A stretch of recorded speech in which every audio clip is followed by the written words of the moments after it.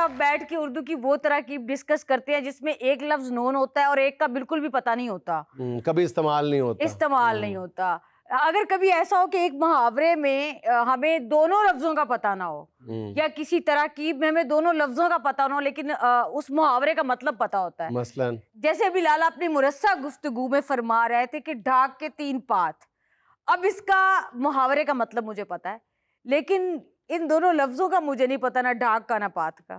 ڈھاک جو ہے وہ ایک درخت کا نام ہے جس کو پلاش بھی کہتے ہیں, ٹیسو بھی کہتے ہیں, اور اس کے جو پتوں کی خاص بات یہ ہے کہ 3 پتے جو ہیں وہ ٹرائنگل کی شکل میں ایک دوسرے سے جڑے ہوئے ہوتے ہیں. یعنی جو مرضی آندھی آ جائے, بارش آ جائے, طوفان آ جائے, ان تینوں پتوں نے جڑے ہی رہنا ہے, اسی حالت میں رہنا ہے. تو ڈھاک کے وہی 3 پات, اصل میں یہ محاورہ بولا جاتا ہے ڈھاک کے وہی 3 پات, جتنا مرضی سدھار لے ہیں ڈھاک کے وہی 3 پات. یعنی جو دوسرے لفظوں میں یہ کہا جاتا ہے کہ وہ فلاں کی دم ٹیڑھی کی ٹیڑھی رہتی ہے, تو ڈھاک کے وہی 3 پات. ڈھاک یعنی درخت کو کہتے ہیں اور پات پتوں کو کہتے ہیں. سر اب ہم کرتے ہیں جست جو, پتہ کرتے ہیں جست کیا ہے اور جو کیا ہے. جیسے استاد حامد علی بتاتے ہیں, اچیاں لمبیاں لال کھجوراں, اچیاں کیویں تے لمیاں کیویں. اچھا جی, پھر جست جو دا کی کرنا جی؟ بھئی جست اور جو, جست نہیں ہے اصل میں جست ہے. جست اور جو مل کے یہ ترکیب بنے. جست کا مطلب ہے چھلانگ لگانا, ایک ہی جست میں کہتے ہیں نا, ایک ہی جست میں.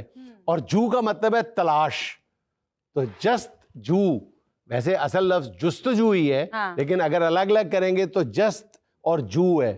جست جو کا مطلب ہے کسی کی تلاش میں چھلانگ لگانا, جست جو کرنا. تو یعنی جنید صاحب یہ بھی کہہ سکتے ہیں کہ میں نے مچھلی کی جو میں جست کر دی. اسی سے ملتا جلتا لفظ مہم جو بھی ہے, یعنی مہم کی تلاش میں, صلح جو, صلح کی تلاش میں. یعنی جو دیکھیں بالوں میں بھی ہے, صلح میں بھی ہے, ترکیبوں میں بھی ہے, مچھلی میں بھی ہے, اور آج کل ایران امریکہ جنگ میں بھی ہے جنگ جو. اچھا سر اب بتائیں بادل نخواستہ. اب بادل کا تو پتہ ہے جو برستے ہیں, نخواستہ کون ہے؟ نخواستہ کون ہے پہلے اس کا مطلب بتاؤ. بادل نخواستہ کا مطلب کیا ہے؟ نہ چاہتے ہوئے. اور فار یور کائنڈ انفارمیشن, یہ بادل نہیں ہے جو برستے ہیں, یہ بادل نخواستہ.